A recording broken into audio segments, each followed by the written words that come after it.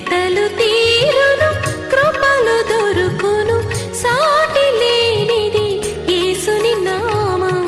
యేసునామమే మధురం, మదిలో తలచిన ధన్యం. యేసునామమే మధురం. ప్రభువు నందు ప్రియమైన దేవుని బిడ్డలారా, ఈ దినం పేతురు మొదటి పత్రిక, పేతురు గారు వ్రాసిన 2 లేఖలలో మొదటి లేఖ ప్రారంభిస్తున్నాను. ప్రార్థన చేద్దాం. మమ్మలను మిక్కిలిగా ప్రేమిస్తోన్న మా తండ్రి, వందనాలు, స్తోత్రాలు. నేటి వాక్య ధ్యానం పేతురు గారు వ్రాసిన మొదటి లేఖ. ఈ ధ్యానాలకు ఎపిసోడ్ సహకారులను పంపండి ప్రభు. బైబిల్ ముగింపు వైపు సాగుతున్నాము. గ్రహించు శక్తినివ్వండి. మీ చేతులకు మమ్మల్ని సమర్పించుకుంటున్నాము. మీ ప్రజలు వాక్యము వినుటకు సిద్ధంగా ఉన్నారు. చెప్పుటకు నేను యోగ్యుడను కాను. నన్ను కనికరించి మీరు ఏ సందేశం ఇవ్వాలనుకున్నారో ఆత్మశక్తి చేత అది దయచేయండి. మహిమ పొందండి. యేసు నామమున వేడుచున్నాం తండ్రి, ఆమేన్. ప్రియమైన దేవుని బిడ్డలారా, మీ పరిశుద్ధ బైబిల్ గ్రంథాన్ని తెరవండి. పేతురు వ్రాసిన మొదటి పత్రిక మీ ఎదుట ఉంచుకొనండి. పేతురు వ్రాసిన మొదటి పత్రిక పరిశుద్ధ బైబిల్ గ్రంథంలో 60వ పుస్తకం, 60th బుక్. దీనిలో 5 అధ్యాయాలున్నవి. ఈ 5 అధ్యాయాలలో 105 వచనాలున్నవి. 2482 పదాలున్నాయి. 4 ప్రశ్నలున్నాయి. బబులోను ప్రాంతములో నుండి పేతురు గారు క్రీస్తు శకం 60వ సంవత్సరంలో ఈ ఉత్తరాన్ని వ్రాశాడని భావిస్తారు. ఈ ఉత్తరం చాలా ప్రాముఖ్యమైన విషయాలు ఆది కాలము, ఆది శతాబ్దము, ప్రథమ శతాబ్దము క్రైస్తవులకు చాలా విశేషాలు తెలియచేసింది. ఈ 5 అధ్యాయాల్లో ఏమేమి వ్రాశాడో చెబుతాను, జాగ్రత్తగా వినండి. మొదటి అధ్యాయము మొదటి 2 వచనాల్లో దేవుని ఎన్నిక, దాని ప్రాధాన్యత, దాని విశిష్టత, ఎలిమెంట్స్ ఆఫ్ ఎలక్షన్. 3-5 వచనాల్లో విశ్వాసుల యొక్క నిత్య స్వాస్థ్యం ఎంత గొప్పదో రాశాడు. 6-9 వచనాలు మొదటి అధ్యాయంలో రక్షణ వలన కలిగిన ఆనందం. 10-12 వచనాల్లో రక్షణ యొక్క ఔన్నత్యం. 13-17 వచనాల్లో విశ్వాసి తాను పొందిన రక్షణకు ప్రతిస్పందనగా ఏం చేస్తాడు. 18-21 వరకు విమోచనలో ఉన్నటువంటి గొప్ప అద్భుతం. 22-25 వరకు అసామాన్యమైనటువంటి ప్రేమ, అగాపే ప్రేమ గురించి రాశాడు. ఇలా మనకు 7 విశేషతలు మొదటి అధ్యాయంలో చెప్పబడ్డాయి. ఇక 2వ అధ్యాయానికి వెళ్ళేటప్పటికీ ఆధ్యాత్మిక 3 రకాల ఘనతలు తెలియజేశాడు. స్పిరిచువల్ ప్రివిలేజెస్, ఆధిక్యతలు వ్రాస్తూ వచ్చాడు. అవి 3 పార్ట్స్గా ఉన్నవి. మొదటి భాగంలో క్రీస్తుతో మన ఐక్యత, దేవునికి మనము అంటుగట్టబడుట, దేవుని అంగీకారము 4 నుండి 5 వచనాల వరకు 2వ అధ్యాయంలో వ్రాశాడు. రెండవ ఆధ్యాత్మిక ఘనత యొక్క భాగం యేసుక్రీస్తునందు మనకున్నటువంటి భద్రత, సెక్యూరిటీ, మరియు క్రీస్తుకు మధ్య ఉన్న ప్రేమానురాగాలు, క్రీస్తు చేత ఎన్నిక చేయబడి ఏలుట ఎట్లు అనేటువంటి అంశాలు మొదటి పేతురు 2వ అధ్యాయం 6 నుండి 9 వచనాలు. ఇక 3వ భాగం ఆధిక్యత ఏమిటంటే, క్రీస్తుకు వేరుగా ఉండి క్రీస్తు ప్రభువు కొరకు వేరుగా జీవించటం, క్రీస్తు ప్రభువు కొరకు ప్రత్యేకించుకోవటం, క్రీస్తు ప్రభువునందు ధన్యులుగా ఎట్లుండటం, క్రీస్తు ప్రభువు యొక్క కనికరం మన మీదకు వచ్చినప్పుడు ఎట్లుంటాం, క్రీస్తును ప్రకటించటం అనే అంశాలు 2వ అధ్యాయం 9 నుండి 10 వచనాల్లో రాశాడు. దైవ సంబంధమైనటువంటి జీవితం 11-12 వచనాలు 2వ అధ్యాయం. దేవుడు ఏర్పరిచినటువంటి అధికారాలకు, రాజులకు, ప్రభుత్వాలకు లోబడటం గురించి 13 నుండి 17 వచనాలు. మనం పనిచేయుచున్న స్థలములో దీనులముగా లోబడి అధికారులకు లోబడి బ్రతకడం గురించి 18 నుండి 21 వరకు. 2వ అధ్యాయంలో యేసుక్రీస్తు శ్రమపడినట్లుగా వ్రాస్తూ మనం కూడా ఆ విధంగా శ్రమపడటం కొరకైన సిద్ధపాటును గురించి 21 వచనం నుండి 25 వచనం వరకు వ్రాశాడు. అక్కడతో మరొక 8 ఉపభాగాలు 2వ అధ్యాయం మీద రాశాడు. ఇక 3వ అధ్యాయంలోనికి వెళ్ళేటప్పటికీ 4 ప్రాముఖ్యమైన విషయాలు చెప్పాడు.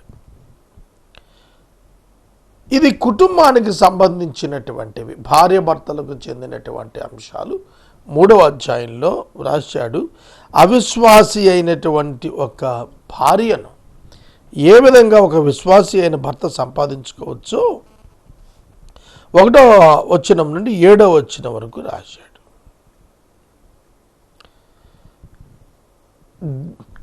మంచి జీవితం, మాదిరికరమైన జీవితాన్ని ఎలా ప్రేమ కలిగి మనం జీవించాలో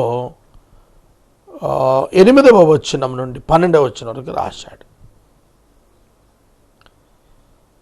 13వ వచనం నుండి 17వ వచనం వరకు లోకములో మనం ఏ విధంగా నివసించవాలో రాశాడు. క్రీస్తు యొక్క శ్రమలలో నుండి మనం ఏ విధంగా ఉత్తీర్ణత నేర్చుకోవాలో 18వ వచనం నుండి 22వ వచనం వరకు దాని యొక్క ధ్వజం, ఎంత గొప్ప మహిమ క్రీస్తు శ్రమల్లో మనం చూడగలుగుతాము రాశాడు.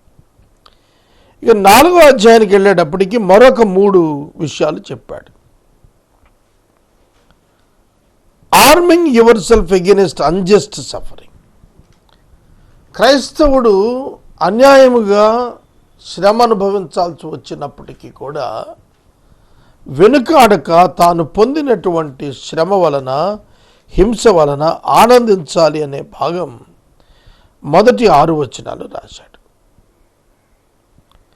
తర్వాత మన యొక్క ఆధ్యాత్మిక బాధ్యతలు, స్పిరిచువల్ డ్యూటీస్ గురించి 7వ వచనం నుండి 11వ వచనం వరకు 4 అధ్యాయాలు రాశాడు. 4వ అధ్యాయం 12 నుండి 19 వరకు అగ్ని వంటి మహాశ్రమలు కలిగినప్పుడు వింతగా వాటిని భావించకండి, దేవుని చిత్తం ప్రకారం శ్రమపడేవాళ్ళు సత్ప్రవర్తన కలిగి ఉండండి అంటూ 12వ వచనం నుండి 19 వరకు రాసి ముగించాడు. ఇక ఆఖరి అధ్యాయం 5వ వచనం, 5వ అధ్యాయంలో మందను ఎలా కాయాలనేది సేవకులకు 7 విశేషాలు ప్రత్యేకంగా వ్రాశాడు. 5వ అధ్యాయం 1 నుంచి 4 వచనాల వరకు ప్రధాన కాపరి ప్రత్యక్షమయ్యేప్పుడు ప్రస్తుత కాపరులు ఏ విధంగా ప్రవర్తించాలి సంఘం పట్ల అనేది రాస్తూ వచ్చాడు. తర్వాత క్రైస్తవుని యొక్క ఫండమెంటల్ యాటిట్యూడ్స్ ఏ విధంగా ఉండాలి, 5వ వచనం నుంచి 14వ వచనం వరకు కూడా క్రైస్తవుడు ఏ విధమైన మనస్సు కలిగి ఉండాలి, ఏ విధంగా తాను క్రైస్తవ జీవితం గడపాలి అనేటువంటిది రాశాడు. ఇలాగున ఈ 5 అధ్యాయాలు కూడాను ముఖ్యమైనటువంటి మాటలు చాలా రాస్తూ వచ్చాడు. పేతురు గారు యేసుక్రీస్తు ప్రభువుకి అనుంగ శిష్యుడు. 3 ప్రధాన శిష్యుల్లో పేతురు ఒకడు. యేసుక్రీస్తు ప్రభు పేతురును పిలిచినప్పుడు లూకా సువార్త 5వ అధ్యాయంలో మనుషులను పట్టు జాలరునిగా చేస్తాను రమ్మన్నాడు. పేతురు సహోదరుడు ఆంద్రయ్య మొదట పిలువబడ్డాడు. ఆంద్రయ్య వెళ్ళి పేతురుని తీసుకొచ్చాడు. పేతురు 12 మంది శిష్యులలో లీడింగ్ డిసైపుల్. ఆయన వ్రాసిన సువార్తలలో 4 సువార్తలలో కూడా మనం చూస్తే పేతురు ప్రధానమైనటువంటి వ్యక్తిగా కనిపిస్తాడు. అతడు అన్య జనులకు పౌలు గారు ఏ విధంగా అపోస్తలుడో యూదులకు పేతురు ఆ విధంగా అపోస్తలుడని గలతీ పత్రికలో పౌలు గారు సాక్ష్యం చెప్పాడు. సార్వత్రిక సంఘమంతటికి అతడే నాయకుడిగా ఉన్నట్లుగా చరిత్ర ఎక్కడ చెప్పలేదు, కానీ ఒక భాగానికి అతడు పెద్దగా బిషప్గా ఉన్నట్టుగా మనం చూస్తాం. సంఘ బాధ్యత తీసుకున్నవాడు బిషప్. ప్రభువు కొరకు చనిపోవటానికి కూడా వెనుతీయలేదు ఆదిమ సంఘంలోని బిషప్స్. ఈ డిసైపుల్స్ బిషప్స్గా అధ్యక్షులుగా ఉండి సంఘాలను నడిపించారు. ఇది చాలా దొడ్డ పనిగా వర్ణించాడు. అందుకనే పౌలు గారు అధ్యక్ష పదవి ఆశించిన వాడిని గురించి. కనుక పేతురు యొక్క స్వగ్రామం బెత్సాయిదా, అత్తగారి ఊరు కపెర్నహూము. పేతురు యొక్క వృత్తి జాలరి వృత్తి. పేతురు మ్యారీడ్ వన్, వివాహమైన వాడు, విశ్వాసి అయిన భార్యను తీసుకొని పరిచయం చేసినటువంటి వాడని పౌలు గారు రాశాడు.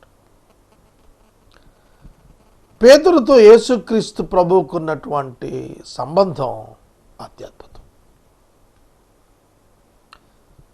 యేసుక్రీస్తు ప్రభు పేతురును తిబెరియా సముద్రపు ఒడ్డున పునరుద్ధాన ప్రత్యక్షతలలో ఒక ప్రత్యక్షత ఇవ్వడానికి కలిసినప్పుడు, పేతురు నీవు నన్ను అందరికంటే ఎక్కువ ప్రేమిస్తున్నావా అని అడిగాడు. ముమ్మారు అదే ప్రశ్న అడుగుతూ 3 పనులను అప్పచెప్పాడు. సంఘాన్ని కాయమన్నాడు, గొర్రెలను మేపమన్నాడు, గొర్రె పిల్లలను కాయమన్నాడు. కనుక పేతురు గారికి చాలా పెద్ద ప్రాధాన్యత ఉన్నట్లుగా మనం భావిస్తాం. పేతురు యొక్క పరిచర్య చాలా ఘనమైనటువంటి పరిచర్యగా మనకు కనిపిస్తుంది. అపోస్తల కార్యముల గ్రంథం 10వ అధ్యాయంలో కొర్నేలు అనేటువంటి ఒక అన్యుని ఇంటికి వెళ్ళి ఆ కుటుంబము రక్షణ పొందటానికి కావలసిన సువార్తను ప్రకటించిన వాడు పేతురు గారే. పౌలు కంటే ముందస్తుగానే అన్యజనులకు సువార్త అందించిన ఘనత వహించినటువంటి వానిగా పేతురుకు గొప్ప పేరున్నది. యేసుక్రీస్తు ప్రభువు వారితో అతని సాన్నిహిత్యం ఎంత గొప్పదంటే, చాలా విషయాలు ఆయన్ని అడిగి నేటి ప్రజలు తెలుసుకునే అనేక విషయాలకు ఆయన కారకుడయ్యాడు. మనం బైబిల్ గ్రంథంలో చూస్తున్నప్పుడు నీటి మీద నడిచినటువంటి వ్యక్తిగా పేతురు గారిని మనం చూస్తాం. యేసుక్రీస్తు ప్రభువుతో పాటు నీటి మీద నడిచిన వానిగా, పాతాళము యొక్క తాళపు చెవులు ప్రభువు అతని చేతికి ఇచ్చి, నీవు కేఫావు, రాయివి, తాను క్రీస్తు, తాను బండ అని, పేతురు ఒక రాయి అని, దాని మీద నా సంఘం నేను కడుతున్నాను, బండ మీద సంఘం కడుతున్నాను అని చెప్పి పేతురుకు ఆ పాతాళపు ద్వారాలు ఇచ్చి, దాని ఎదుట నీకు ఇవ్వబడినటువంటి ఆ అధికారం ఎదుట పాతాళపు ద్వారాలు నిలవబడవు అని చెప్పి చెప్పాడు. అపోస్తల కార్యం 3వ అధ్యాయంలో పేతురు, యోహాను ఇద్దరు కూడా దేవాలయానికి ఎక్కిపోయి అక్కడ శృంగారమును దేవాలయం దగ్గర కుంటివాడిని బాగు చేసినట్టుగా చూస్తాం. యేసు యొక్క 12 మంది శిష్యులలో అతి సన్నిహితుడు. మేడగదిలో కూడాను నువ్వు చనిపోటానికి వీలు లేదని చెప్పి ప్రభువుని అడిగి ఆయనతో సాతానా వెనక్కి పొమ్మని గద్దించబడ్డవాడు. యేసుకి ఏం జరుగుతుందో అని వెనకాలే సిలువ సందర్భాన్ని తిరిగినవాడు. ముమ్మారు అబద్ధమాడి పశ్చాత్తాపడి ఏడ్చినవాడు. క్రీస్తు కొరకు తన ప్రాణాలు సిలువలో తలక్రిందులుగా త్యాగం చేసినటువంటి వాడు. అపోస్తలుడైనటువంటి పేతురు యొక్క చరిత్ర చాలా గంభీరమైనటువంటి చరిత్ర. అతడు తూర్పు దిక్కుగా వెళ్ళి అన్యులకు సువార్త ప్రకటించాడు. అందుకే బబులోను ప్రాంతానికి పోయాడు. అక్కడి నుండే ఈ ఉత్తరం రాస్తున్నాడు. పేతురు రాసినటువంటి మొదటి పత్రిక చెదిరిపోయినటువంటి వారికి, జెరూసలేం వదిలిపెట్టి వెళ్ళిపోయినటువంటి వారికి రాస్తూ ఉన్నాడు. అపోస్తల కార్యములు 2వ అధ్యాయంలో మేడగదిలో 10 దినముల ప్రార్థన అనంతరం పరిశుద్ధాత్మ దేవుడు పెంతెకొస్తు పండుగ నాడు దిగివచ్చినప్పుడు పేతురు లీడ్ తీసుకున్నాడు. తాను లేచి నిలబడి ధైర్యముగా సువార్త ప్రకటించాడు. ఒక్క దినమున 3,000 మంది యూదులు మారు మనసు పొందారు. సంఘం ఏర్పడింది. సంఘం ఏర్పడటానికి మొట్టమొదటి సువార్త ప్రవచనం, వాక్యం ప్రకటించిన వాడు పేతురు గారే. వారందరూ పరిశుద్ధాత్మ చేత నింపబడి వారి ఆస్తులన్నీ కూడా తీసుకుని వచ్చి అపోస్తుల పాదాల దగ్గర పెడితే వాటిని వేరొకరికి అప్పగించి ధనాన్ని విడిచిపెట్టి సువార్త కొరకు వెళ్ళిపోయిన వాడు పేతురు. కనుక పేతురు వ్రాసినటువంటి ఈ 2 పత్రికలు, వాటి సారాన్ని మనం చూచి వాటిని ఏ విధంగా మనం అన్వయించుకోవాలో నేర్చుకుని, వాటిలోని హెచ్చరికలు మనం తెలుసుకొని, దానిలో ఉన్నటువంటి మహోన్నతమైన సందేశాన్ని మన హృదయాల్లో మనం దాచుకోవాలి. అపోస్తలులలో పేతురు యొక్క జీవితం సవాలుతో కూడినటువంటి జీవితం. అనేక విశేషాలు ప్రభువుతో అతడు చర్చించాడు. ప్రభువా, మేము సమస్తం వదిలిపెట్టి నిన్ను వెంబడించాం, మాకేం దొరుకుతుందని అడిగాడు. ఇహలోకమందు 100 రెట్లు, పరలోకమందు నిత్యజీవం దొరుకుతాయని చెప్పాడు. శిష్యులందరూ కూడా అతను విడిచి వెళ్ళినప్పుడు 70 మంది ఆ 12 మంది మధ్యలో లేచినప్పుడు, నిత్యజీవపు మాటలు కలిగిన వాడు, నిన్ను విడిచి మేము ఎక్కడికి పోతాం ప్రభువా అని అన్నాడు. యేసుక్రీస్తు కంటే వయస్సులో పెద్దవాడైన పేతురు యేసుక్రీస్తు ప్రభువు చిన్నవాడిని ఎంచక ఆయనలో మెస్సయాను చూడగలిగాడు. కనుక క్రీస్తు దేవుని కుమారుడని, ఆయనే దేవుని వాక్యమని, పాపక్షమాపణ కొరకు దేవుడు పంపిన ఏకైక మార్గమని చాలా నిశ్చయతతో అతడు సువార్త ప్రకటన చేశాడు. కనుక పేతురును వినాయించితే బయటికి పడితే మనకు చాలా పెద్ద లోటు కనిపిస్తుంది. ఒక ప్రధానమైనటువంటి శిష్యుడిగా ఆయన చేసినటువంటి పరిచర్యలు, తబితా అనేటువంటి ఒక సహోదరి మరణించినప్పుడు పేతురు ఆమెను లేవనెత్తి అప్పగించాడు. చెరసాలలో పేతురుని ఉంచినప్పుడు మరణానికి భయపడక చక్కగా నిద్రపోయాడు. ఎంత గొప్ప విశ్వాసము! రోదే అని చిన్నది పేతురు వచ్చాడని గుర్తించి జాన్ మార్క్ గారి తల్లి మరియ గారి ఇంటికి వెళ్ళి అక్కడ వారందరిని ఆశ్చర్యపరిచాడు.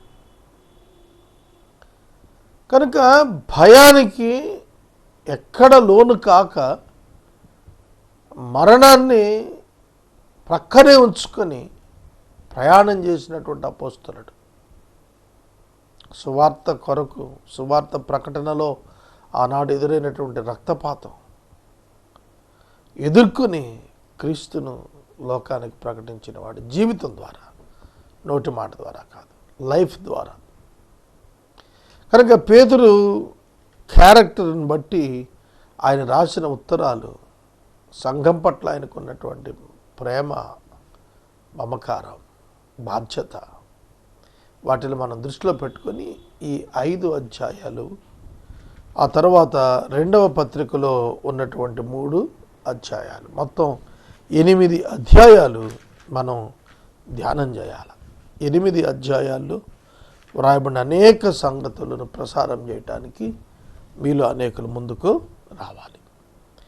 మరొకసారి చిన్న ప్రార్థన చేసుకొని లెంగ్తీ స్పీచ్ అనంతరం మొదటి వచనం నుండి వాక్యాన్ని మనం ప్రారంభించుకుందాము.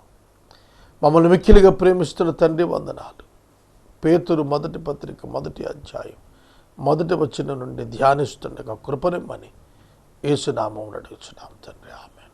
పేతురు వ్రాసిన మొదటి పత్రిక 1వ అధ్యాయము 1వ వచనము మనము ధ్యానము చేద్దాం. యేసుక్రీస్తు అపోస్తలుడైన పేతురు తండ్రి అయిన దేవుని భవిష్యత్ జ్ఞానాన్ని బట్టి ఆత్మ వలన పరిశుద్ధత పొందిన వారే విధేయులుగుటకును, యేసుక్రీస్తు రక్తము వలన ప్రోక్షింపబడుటకును ఏర్పరచబడిన వారే పొంతు, గలతీయ, కపదొకియ, ఆసియ, బితునియ అనే దేశములు యందు చెదిరిన వారిలో చేరిన యాత్రికులకు శుభము అని చెప్పి వ్రాయినది మీకు కృప సమాధానం విస్తరిల్లును గాక. పేతురు ఎవరికి రాస్తున్నాడు ఈ లేఖ? అపోస్తల కార్యములు 2వ అధ్యాయంలో మీకు ఈ దేశాల పేర్లు కనపడతాయి. పొంతు, గలతీయ, కపదొకియ, ఆసియా, బితునియా, ఇవన్నీ కూడా అక్కడ అపోస్తల కార్యం 2వ అధ్యాయంలో మనకు 17 దేశాలు కనపడతాయి. పెంతెకొస్తు పండుగ నాడు పేతురు ప్రసంగించినప్పుడు 3,000 మంది యూదులు రక్షించబడితే అందులో 17 దేశాల వారు ఉన్నారు. దైవ సార్వత్రిక ప్రణాళిక చాలా అద్భుతంగా ఉంటుంది. ఒక్క యెరూషలేము ప్రజలే కాదు, పెంతెకొస్తు పండుగకు యూదుల ఆచారం చొప్పున ప్రతి పట్టణంలో, ప్రతి దేశంలో చెదిరినటువంటి యూదులు వివిధ ప్రాంతాల్లో ఉన్నటువంటి వారు యెరూషలేము దేవాలయానికి రావాలి. అలా ప్రతి సంవత్సరం 3 పండగలకు రావాలి ప్రతి పురుషుడు, కుటుంబ యజమాని. అలా ఆ దేశాల నుండి వచ్చినటువంటి వారికి సువార్త అందించబడింది. The first message of the gospel. పేతురు భక్తుడు లేచి నిలబడి యెరూషలేములో సువార్త ప్రకటించాడు. పరిశుద్ధాత్మ చేత నింపబడిన తర్వాత అతడు ధైర్యంతో నిలబడ్డాడు. అదే పేతురు యేసుని ఎరుగనని ముమ్మారు అబద్ధం చెప్పినవాడు. ప్రాణం తెగించి లేచి నిలబడి సువార్తకు ప్రాధాన్యత ఇచ్చి ప్రచారం చేసినవాడు. ఆ ప్రచారంలో ఈ దేశాల్లో ఉన్న వారందరూ కూడా వారి వారి భాషల్లో సువార్త విన్నారు. అది భాషలు అంటే. ఏవేవో మనం మాట్లాడటం కాదు, మనం మాట్లాడుతున్నప్పుడు అవతల ఉన్న వ్యక్తికి అర్థం అవ్వాలి. ఆ పర్పస్ కోసమే భాషలు ఇచ్చాడు. ఎదుట వాని యొక్క భాష నీకు తెలియకపోయినా నువ్వు దానిలో మాట్లాడగలగటం వరం, గిఫ్ట్ అంటే అది. ఉన్న భాష వానికి అర్థం కానిది భాష కాదు, వేరొక భాష కలిగిన వానికి అర్థం అయ్యేది భాష. కాబట్టి ఆ భాషల చేత వారు ఏమని అన్నారంటే, మా సొంత భాషలో వీరు దేవుని కార్యాలను వివరిస్తున్నారని ఆశ్చర్యపడ్డారు. అట్లాంటి వారికి రాస్తున్నాడు. ఏమని రాస్తున్నాడంటే, కృపా సమాధాన విస్తరిల్లాని మీకు శుభమని రాస్తున్నానంటూ 2 విశేషాలు చెప్పాడు. దేవుని భవిష్యత్తు జ్ఞానాన్ని బట్టి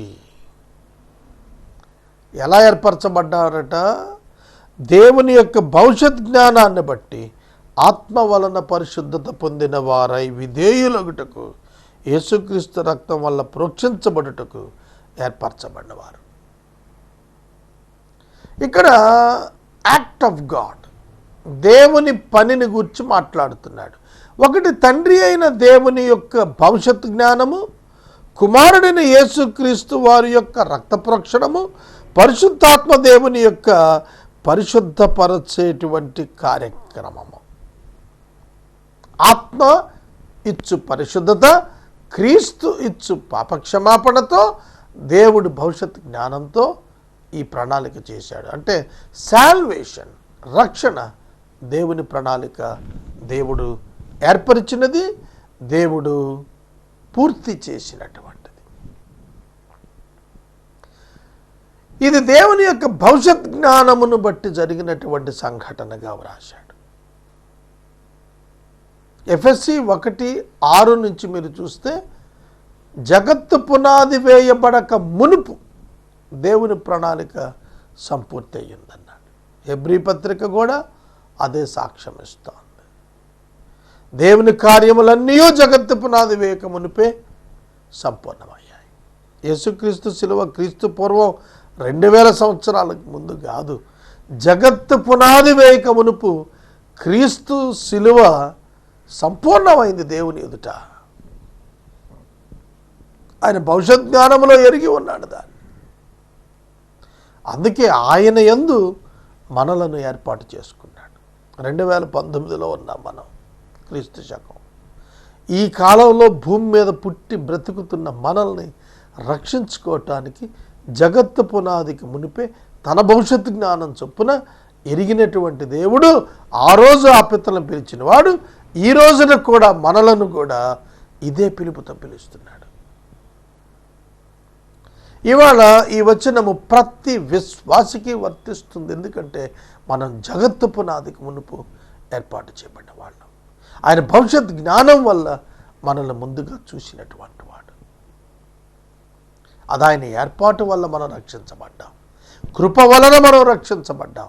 విశ్వాసం ద్వారా దాన్ని మనం అందుకోగలిగాం. ఆ విశ్వాసమునకు కర్త కూడా కుమారుడైన యేసుక్రీస్తు. కనుక రక్షణ యెహోవాదే. ఆ రక్షణ దేవుడు ఎవరికి ఇవ్వాలనుకున్నాడో, ఏ విధంగా ఇవ్వాలనుకున్నాడో వాళ్ళకు శుభం అని చెప్పి రాస్తూ వాళ్ళతోటే మాట్లాడుతున్నాడు.